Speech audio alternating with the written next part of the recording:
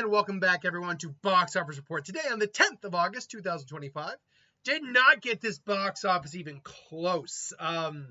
Weapons really overperformed based on what I thought it was going to do. I thought it was going to do well, but I didn't know it was going to do this well. Freakier Friday also had a bigger opening weekend than I thought as well, too. And Fantastic Four had another serious drop. Weapons debuted at $42.5 million. Freaky Friday debuts at $29 million. The Fantastic Four First Steps dropped another 60% for $15.5 million. The Bad Guys 2 made $10.4 million. And The Naked Gun made another $8.3 million for number 5 spot. So before we talk about Fantastic Four, let's actually talk about Weapons. Now, real quick, Weapons, I gotta double check this one more time. Weapons movie budget is, I want to say it's about $38 million. Yep, right around $38 million. And then Freakier Friday's budget is Freakier Friday movie budget. Is right around, like, I want to say 42, 48, something like that. It's 45, basically smack dab in the middle. Okay. So Weapons debuts with $42.5 million. Not only does they debut above its budget, its worldwide right now is $70 million. This is a film that was so very minimally marketed, but so cleverly marketed that at best it's only had about $20 million in marketing is what I'd predict. So that means you're looking at a film made on 38, maybe 25 if you're lucky. So you're looking at a film that at best has to make maybe $95 million to break even at best. This film isn't just going to make its money back. This film's going to make a lot of money for the budget it's on. Because based on its reviews, the audience reactions, people love this movie overall. It's going to have repeat viewings because this is one of those movies that you actually do kind of have to see again to now know what the reveal is and know what's going on, put things more into context. The fact that it debuted almost making all its money back in its opening week is nothing short of fantastic for Warner Brothers, too. A lot of people have been a little, what's the best way to put it? A little concerned about Warner Brothers. They were kind of becoming the new Sony a little bit, not going bankrupt, but having a string of failures. Wondering if was it Abdi and DeLuca were the right guys to be in charge. And look, it's the proof is in the pudding here. Like they've had Freakier Friday. Sorry, they've had Minecraft, Sinners. What was another one they recently had too? Superman. That's technically under their watch as well. Now that's under James Gunn mostly, but they're still the guys who got to do like the marketing and stuff like that and the promotion. So I think those guys. I think it's Abdi and DeLuca. So I think those guys are going to be fine. Weapons. Yeah, I think is going to be one of those sleeper hits of the year, similar to like Sinners, where we maybe underestimated just how much of intrigue they were giving us. They finally, something original as a movie. That's something else too. People constantly talk about how, all these IP things, there's too much IP, they're just remakes and sequels and all that. Guess what? Not a remake, not a sequel, not based on anything except the script itself. And it looks like it's going to have a nice little run. So, I mean, granted, we'll see what its run's going to look like next week. But damn it, if Weapons is not starting out on a really high position. Speaking of which, Freakier Friday debuted with $29 million. Not as impressive because it really is less of a what's the best way to put it? Less of a endearing franchise. Like people like the Freaky Friday movies. They do. The original Freaky Friday, then the remake they did. People like this. Absolutely. It's just not like something that is beloved by millions and millions and millions of people. $29 million worth of people certainly like it enough to go see it. And look, while it's not as impressive as Weapons, on a $45 million budget, you definitely probably got to put more like 25, I think, in marketing, maybe 30. You're looking at more in the range of, like, say, 75. So if the film hits about $105 million, it'll be fine. Look, on a $45 million budget worldwide, opening on $44.5 million, that's not bad either. Like, straight out. Like, $29 million is well over half the budget of this film. So that is a good starting point. So I guess the question is, between Weapons and Freakier Friday, what was it about these films that actually drew people to the box office? Well, one, it's something different, something unique. August is also kind of a doldrum month, so it's something kind of higher profile that's, catching your interest, comes out. You pay attention to it, admittedly. But I think also there is at least a little bit of love for the IP of Freakier Friday and the uniqueness that Weapons was presenting for itself. So I think those two really kind of cement the reasoning for the impressive box office, at least by an August standard, an impressive box office. Now, again, we'll have to wait and see what next week's box office is going to look like to see how well people are, flocking back to the theaters for this. But still, good on both these films. It's ironic. We got our two big releases. Plus, I'm going to try to see Sketch tomorrow. I do kind of want to see that. We got our two big releases, which should be the talk of the town. But it's Fantastic Four, man. It dropped 60. I hate saying it because it's really, really damn good movie, man. Opened on $117 million. Dropped 67.1%. Dropped 59 point. Again, it'll be adjusted. It'll probably be either a little above 60 or a little below 60. 59.9% this week. What? See, when it happened last week, I'm like, okay, it's still gonna have legs. Like, it'll be fine for the rest of August. But now I'm like, maybe not. Like, what is going on here? Okay. So let's at least talk about the good here. Well, it did take another humongous, massive freaking drop. It is now the highest grossing Marvel film of the year. Good. The film was also made on about $200 million. It is speculated it needs to make between $400 and $500 million, so $450, which makes sense. It has probably about $100 million in marketing. So the good news is, this film most likely is actually going to end up being profitable. Maybe not a huge profit, but profitable, which is good. Marvel needs that. But this film, shouldn't have made $1 billion. I'll even say it's not $1 billion film, but $600-700 million should have been in the range based on the quality of the film we got.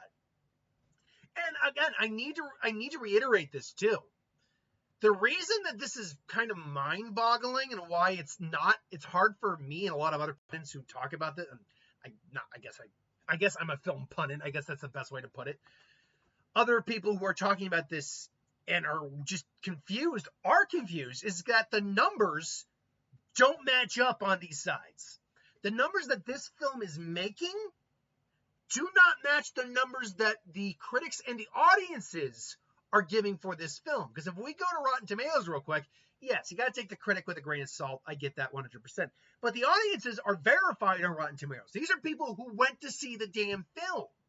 That's what that's about. If I remember last time I checked, Fantastic Four First Steps, and again, as soon as this decides to upload,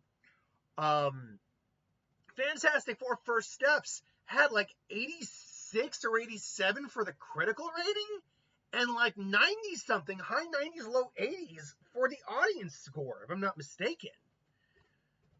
Again, if this ever decides, for some reason, Box Office Mojo really decides to be slow. It really wants to be slow for some reason. I don't know. Like, again, it'll pop up in a minute, but yeah, and thank you for just freaking, I hate when like sites just don't want to load. Anyway, I know it's still like 80 something for the critic score and like almost 90 something for the audience score, if I remember correctly. Okay, here we go, finally. 91% for audience, 86 for critics. Okay, and by the way, Freaky Friday's got 73%, 93 for the audience, good for it. 95 for Weapons and 87 for the audience, so good on Weapons as well. Sketch has got really good reviews too. More critics like it than the audiences, but still. So you can see why when we see that number, like how much it's actually made, is less A, concerning, and B, confusing than the drop-offs. That's the really confusing thing, because when you get numbers like that, you would assume not necessarily like a 30 or 20%, but low 50s, high 40s, something like that, where that much of the audience at minimum liked it. But instead, you're getting you're just not getting people coming back to see it, despite the fact that it opened big. It's a good movie. Again, you saw that critic score. So what the hell is going on here? I'd almost want to say there's like some sort of conspiracy. It's like, no, we will just take the money from the box office. We will not let Marvel get all the money it actually earned. No, I know that's not the case, but what's going on here? Now, I'm going to actually go over to YouTube here because Sean Chandler from his own YouTube channel, which, by the way, I love Sean. There's a couple of people I watch. I watch John Campea. I watch Sean Chandler a lot. I watch The Real Rejects occasionally. Love New Rockstars. But Sean Chandler, I did, because he really feels like a casual movie fan who, made a YouTube channel and all that. But he did this list. 8 reasons Fantastic Four is struggling at the box office. And now I'm not going to play it because, A, it's his video. I don't want to get copyrighted or anything like that. But I am going to go, because these are like, these are time-stamped and these are the categories. He went over 8 things. Now, I didn't agree with every one of them, but there are things he brought up that I'm like, okay, that does kind of make some sense here a little bit. So I'm just going to angle this a little bit more here for right now. So the first one was the Fantastic Four aren't that popular. Here's the problem. So here's the immediate problem with that logic.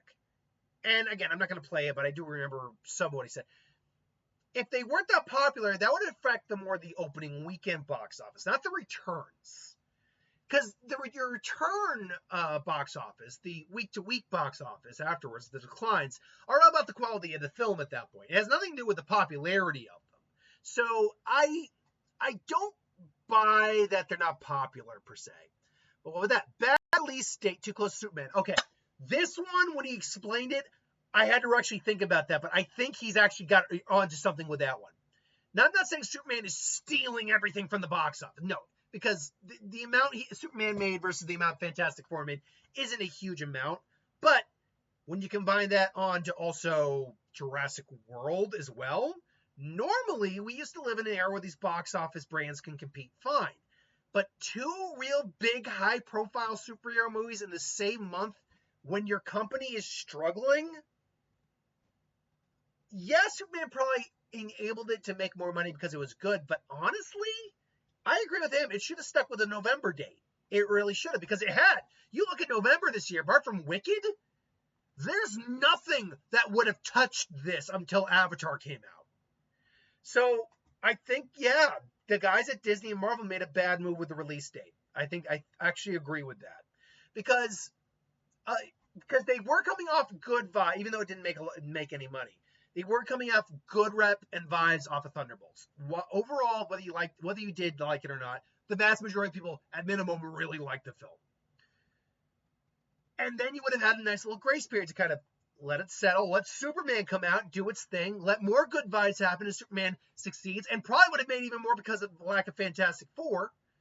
And then you bring out Fantastic Four in November, and then it can make probably even more than, hopefully more, because you also got the family movie season and Thanksgiving coming up then. So I agree with the bad release date, actually. Demand for comic book movies has shrunk. I also actually agree with this. Well, I don't think there's a true comic book movie fatigue out there. It's mediocre movie fatigue. We didn't realize how spoiled we were getting with just all the consistent good comic book movies coming out. But then when you start hitting a few strings of lackluster ones, now it starts to hurt a little bit. I think this is kind of a point you made too. Period pieces, what was it? General audience, MCU has been damaged, yeah, fandom is it. But so it brings that up. But yeah, I mean, apart from the MCU, DCU was just dying. The Sonyverse did not do very well, apart from the Venom films, which even then they showed decline return. So, actually, when you really do the math, if you do the math on the Venom movies, think about this for a second. I believe, if I'm not mistaken, if you actually do the proper math on it, the Venom movies are close to a $2 billion franchise. But yeah, I think there's just been an oversaturation. I think that's really what it's been. Now, coming into this next year, because this year we had 3 Marvel films and a DCU film. Okay, there was 4 comic book films overall. Plus, we'll get some comic book TV and all that. But next year, like what? We're getting Spider-Man, I think we're getting Supergirl, and Doomsday. That's it for your comic book films next year, folks. That's it.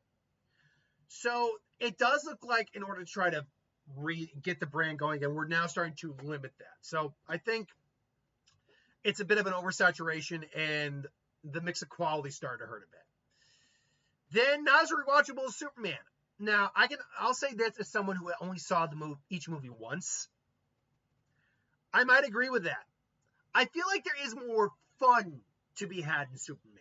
It is a bit more bright. I mean, don't get me wrong, it's still bright and colorful in Fantastic Four, but I mean, this is vibrant. It's colorful. There is a level of fun, whereas there's a level of dread in Fantastic Four. Not to say that it isn't fun and not enjoyable. Like the whole escaping Galactus sequence is awesome. The fight in the city with Galactus is really cool looking. But it is more of a, not a slow burn, but it's more of a character piece. We are meeting these characters as they are, as characters. So I do get that. Superman probably was more rewatchable than Fantastic Four, and I think that might be what's hurting it most. It's maybe not as it's probably not as rewatchable, but again, 60% plus drops each week, even for a film that's maybe not as rewatchable, that still isn't helping it. Period pieces are a tough sell. Again, I don't agree with this one because that would have affected the opening weekend, not the return on investment. And now, because now I'm going to get an ad. But yeah, that would have affected the opening weekend more. Like trying to hard sell a period piece means nothing for the return repeat business as much as the opening weekend. So I do not buy that logic. I'm not saying there might not be something to it. I'm just saying that probably isn't really hurting the weekend or the return weekend box offices all that much. But okay, there we go. And so yeah, the period are tough sell. The MCU is a damaged brand. We've gone over this multiple times. That does hurt it a little bit, but again, that only hurts it should only hurt it in the sense of the opening weekend box office. Like at the people who go see it. I mean, okay, let me rephrase that. All these maybe still hurt in the repeat viewing because you do get the people who go see it and maybe who see it again. But then you get the people who don't see it the immediate weekend and still don't go see it. So, okay, maybe I do need to readjust my my thought on this. That, again, these would have still affect the opening weekend more, but I do think there's now a point to be made, that I think more on it, that this does hurt the long-term viewing because there's people who didn't see the movie who just aren't going to go see the movie because of maybe these reasons bringing up. The general interest in the MCU is shrinking. Yeah, no, that's unfortunately true because the quality got killed. The quality control got killed. It's not that they still can't make quality products. Guardians 3, Wolverine and Deadpool and Wolverine, Thunderbolts, Fantastic Four, they're all good quality films. But then you get Captain America Brave New World. Then you get Black Widow, which was meh. You get a questionable thing like Eternals, Thor Love and Thunder. Yeah, so you get these, Batman and the Lost Quantumania. So you get these films that every time we get something really good, it's then massively injured by films that are just subpar minimum, or just not the best, or even bad. Like I don't think there's a truly bad MCU film. There are films I don't like. I just did my tier list of them recently. The films I call disappointing. But if anything qualified maybe as truly bad, I'd say, yeah, there's maybe one or two that could be considered truly bad. And then finally, in one I hadn't even thought of, the MCU fandom aged out and has been replaced. We kind of take for granted how long the MCU's been around. The MCU has been around since 2008. It is nearly a 20-year-old franchise. 3 more years, folks. It's going to be a 20-year, not even, 2.5 more years, folks. It's going to be a 3-year-old franchise. 20-year-old franchise. Except for Star Wars, there is no ongoing franchise in history that has been as successful as the MCU and is still trying to keep going. Because you might say, well, what about the Terminator franchise? Terminator has not been successful as of late. Well, what about the Alien franchise? Yeah, but you want to talk about consistency and quality control. Alien 1, Aliens, and Romulus are the only ones that most people can just solidly agree on are good films. 3, Resurrection, Alien vs. Predators, Prometheus, and Romulus are at best divisive. Like Alien 3 is okay. Alien 4, ugh. And Prometheus I like, but divisive. And Alien Covenant was better, but yeah, no. Apart from Star Wars, which started in the 70s and still going to this day, though we haven't had a movie since Rise of frickin' Skywalker. And even then, their quality control began to wane. So it's one of those things where we forget how old this franchise is. And there are people who were born, like little kids, age 5 or up, who went to go see Iron Man. And now who may have kids of their own. And who just haven't been, who we haven't been able to replace, add new fans on to. Now that one is a little bit of an argumentative one, because I'm sure there are new fans that have come in for the MCU as of late who have never watched them, especially young kids of these former MCU fans who's like, this is the MCU. It's this is the stuff I love. Now it's gotten a little shaky recently, but I want you to kind of watch some of these and judge them for yourself. And so, yeah, I mean, there's still a lot other things too. Like, sure, there's competition out there, but nothing that should be hurting it that much. Superman was already in its 3rd week, I think, when Fantastic Four came out. Still, its 3rd week, it still made $24 million. If I were to break down what I think maybe are the 3 big things here, 3 big things that are hurting its long-term success, it's it's not as rewatchable as some other MCU films. I actually agree with that. It's got some great moments. It was a good film to watch for the one time for me. And even I'm probably not seeing it again. I really wish I had a job, because I did want the Galactus popcorn bucket, though, because it was literally huge and its eyes glowed up. It was awesome. But, so there was that.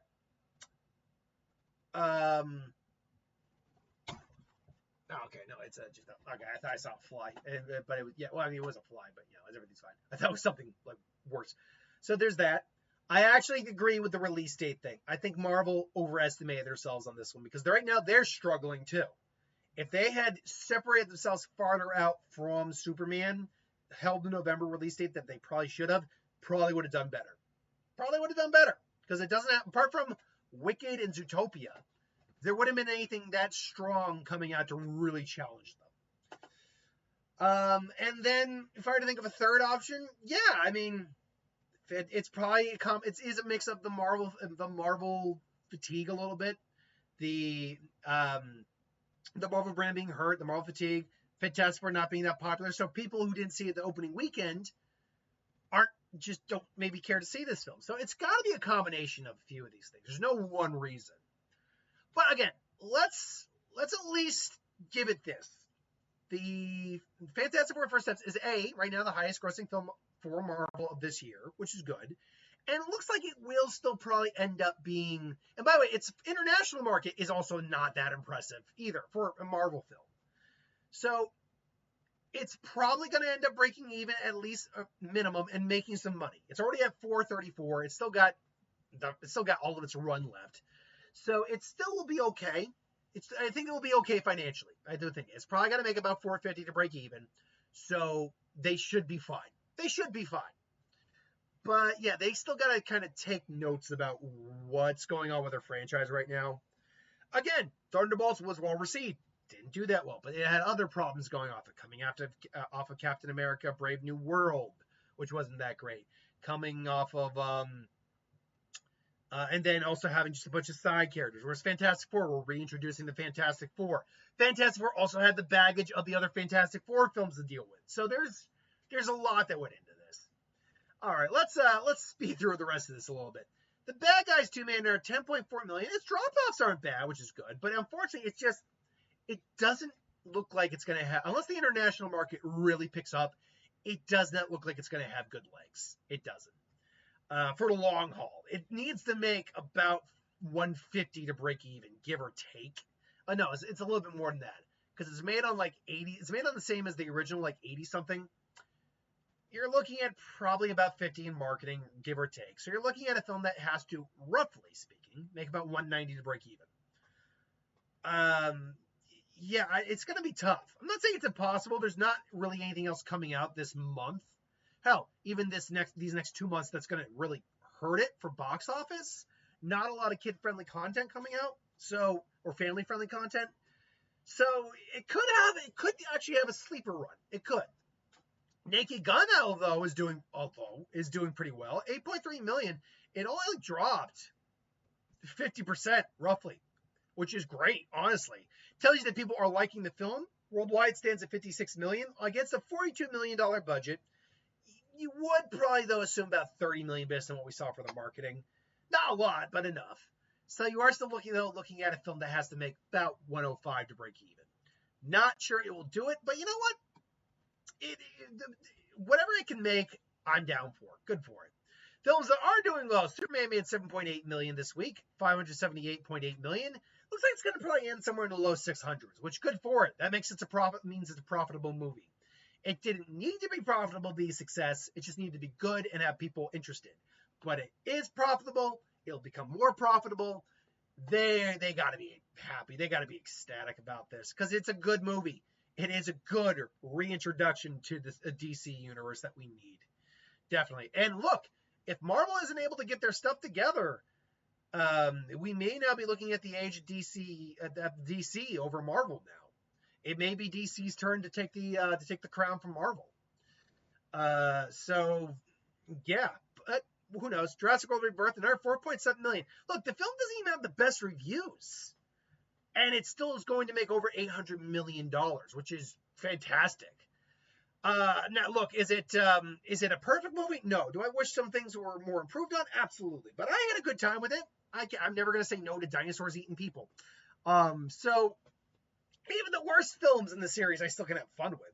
But the fact is, it was most likely not going to make $1 billion. The first one didn't have the best reviews. It barely scraped, the last one, barely scraped over $1 billion. Didn't have the best reviews. So this one probably was probably never going to make $1 billion. But the fact that it's crossing 800 million, they're not going to complain. That's money, baby. That's a lot of money. So good on them. Absolutely. Now, and they almost certainly will do another one. I am curious where they're going to go, since we're still in the actual Jurassic World, universe after Dominion, and the dinosaurs are now, kind of isolated in certain pockets of the globe. I mean, I don't know how you're really going to try to expand the story from there, but my thought is you expand more on the mutation idea. You only showed us 2 actual mutants in the movie. Give us more of the mutation idea. I mean, we saw what hybrids look like with the Indominus and the Indoraptor, but look, I'm someone who does like the Indominus and the Indoraptor. I actually like the Indoraptor design a lot more. You make that into the Indominus design, that would actually be a pretty cool looking dinosaur. But more to the point, we saw what the D-Rex looked like, a mutated T-Rex with like Rancor features and all that. Not like they had Rancor DNA, but the mutation and what it did. The Munodon, the Raptor Pterosaur hybrid. There's far more, like we've seen, was it the Ultimus Rex, which is like a combination of a T-Rex and a Triceratops or something like that. The Stegoceratops, I think was the Stegosaurus Triceratops hybrid. We briefly saw a glimpse of on the computer screen in Jurassic World. Mix a Dilophosaurus and a Plesiosaur. Mix a Spinosaur and a T-Rex. Just throw actual other animals in there. Hell, really go wacky and do like hybridized mammals. Because, mammals and reptiles do have some common ancestry with each other. Mammals branched off at one point from reptiles. Because we do have creatures in the fossil record that are kind of both reptilian mammals. So I think of like a velociraptor and a lion mixed together, or a gorilla and a velociraptor, a Quetzalcoatl and a python or something like that. I'm spitballing here. A bat mixed with, I don't know, a Dilophosaurus. I'm just spitballing. Go really wacky into the whole idea of hybrids. And then at the end of the fight, whether you get the big mutant hybrid, be it the D-Rex or whatever, have the T-Rex come in, fight them, and then have the Spinosaurus, the Jurassic 3 Spinosaurus come in and fight and team up and beat, and then, give the honor, acknowledge their honor has been defended, and then, walk off into the sunset. Just something like that. If you've ever seen the animation for what people thought Jurassic World Dominion should have been, where instead of that, the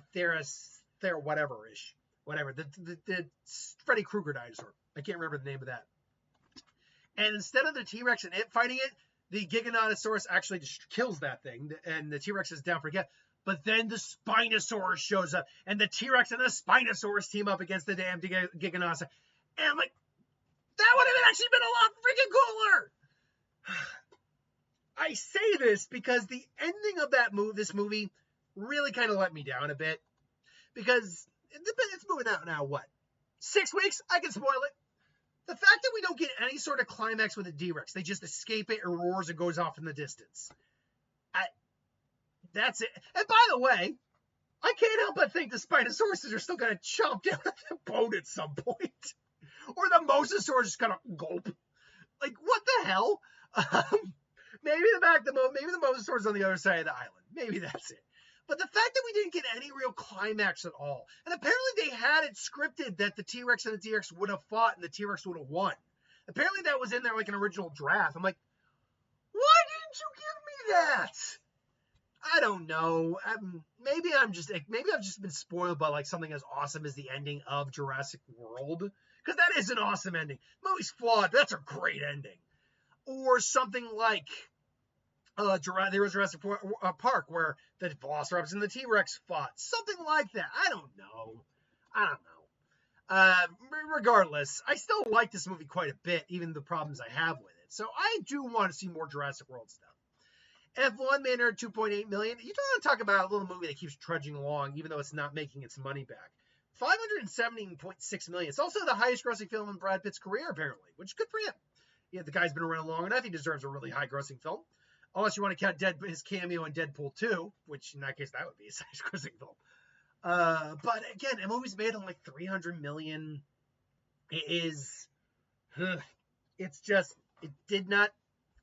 It has a pretty damn big budget. Like, I think it's like a minimum was like $100 million at least, or $150 million. So you're looking at a film that had to hit almost $700 million just to break even, and it's not going to do it. It sucks. But again, when I do the final numbers at the end of the year for my end of the year box office report, maybe I'll find out that the numbers are a little smaller and in its favor. Regardless, Together made $2.6 million this week. Film that I will not end up getting to see, but still, it's doing pretty well for a Neon studio film. That's a studio that's not known for making big blockbusters, and it's doing pretty well. Sketch debuted with a little bit over $2.5 million. Actually, a little over $5 million because it opened early. That's right. It opened on Tuesday this week, if I'm not mistaken. I am curious. Because it's got a vibe that I'm not going to say. I want to save it for my review of it because I want to open. Because if I am right on the vibe, I feel like, yeah, that's my take on it. I know what you did last summer made up $2.1 million. It's really reaching the end of its run, but it did make its money back. Good for it. So they got to be happy about that. I don't think they're going to greenlight a sequel, but unless another 10 extra million comes in, which is possible, I guess. Smurfs. Oh, that poor Paramount. Not even 100 million. Now, we'll at least cross 100 million before the end of its run, but it did not do well. And it shows. This was not a very good movie. My Mother's Wedding, whatever. How to Train Your Dragon, the live action, did ultimately come the highest grossing of the series. Good for it. Lilo and Stitch has done its run. Elio has done its run. Mission Impossible, Final Reckoning has also done its run. I believe it's, maybe it's got enough through some international channels or whatever to make like an extra 5 to hit the 600 million marker. But it's also pretty done. And from what I heard, for Tom Cruise's next big action film, they are being denied the budget they're being asked for like 200 million because it's not even a existing IP. And Tom Cruise has a tendency of asking for huge budgets and getting them and not getting profit on return. Top Gun Maverick notwithstanding. So, yeah, sorry, Tom. You just, I think you're a little. I mean, Tom's always been a little high on himself, but I think you're a little high on your ego here, buddy. You're writing checks your tush can't cash, and you can't reap reward on. Now, real quick, should note that if you just look at the top 5 alone, that's still legit $100 million box office weekend this weekend. If you do the math real quick, 42.5, take the half of 5 off of Fantastic Four, means 43. That means you're looking at, roughly speaking, 72 million. Then you add 15, that's 87. Add Bad Guys 10.4, that's 97. And that Naked Gun, that's over 100. It's another $100 million weekend at the box office, which theaters have got to be very happy about. So, really, the only big release we got coming this week, yeah, we got 2 things called East of Wall and Highest to Lowest, but otherwise, none of these, except for Nobody 2, are going to be true, like, making a big impact on the box office. So, the question is, do I think Nobody 2 is going to be number 1 this week? Comes off an existing film, but I don't have a pulse on how popular this is, because Nobody 2 came out during the pandemic recovery era. And 1 second, I got a fly. Oh, darn it. I was hoping. Unfortunately, there was a pen there, so if I tried to squat it, I was just going to hit the pen. You stupid fly. Why are you in my room? Go away now. Go. Nope. You didn't get it. I will get you. So I don't know what the pulse on the popularity is. Honestly, this film's probably not made out. Let's see if they have a budget for Nobody 2 yet. Yeah. Whoa, Hollywood. Hollywood. Let's see what the budget is here. So, as I want to see if we got a budget, I want to see maybe. Okay, the original Nobody budget was $16 million. Of course, for the sequel. According to Collider, the exact budget of the sequel is not currently specified, but it was made on $16 million, the original one, and it made $57.5 million worldwide. Yeah, no, absolutely, you make a sequel to that. It was really well. I love that film. I own that film. So my guess is it's going to be a sequel. It's going to be a higher budget, $30 million. That's going to be my guess. So if this film can even open up to the original $16 million, it's not a bad opening. I actually do think it might open higher though, maybe low 20s, but I think Weapons is going to have a good second weekend, like below 50% drop. So I will still put Weapons at number 1. I'll put Nobody 2 at number 2. I'll put Freakier Friday at number 3. Oh God, like legitimately, what's next? Oof. I'll still be nice and put Fantastic Four at number 4, and then I'll put Bad Guys 2 at number 5 next week. But we'll see what happens, man. Fantastic Four is the one I'm keeping my eyes on, because this is not good.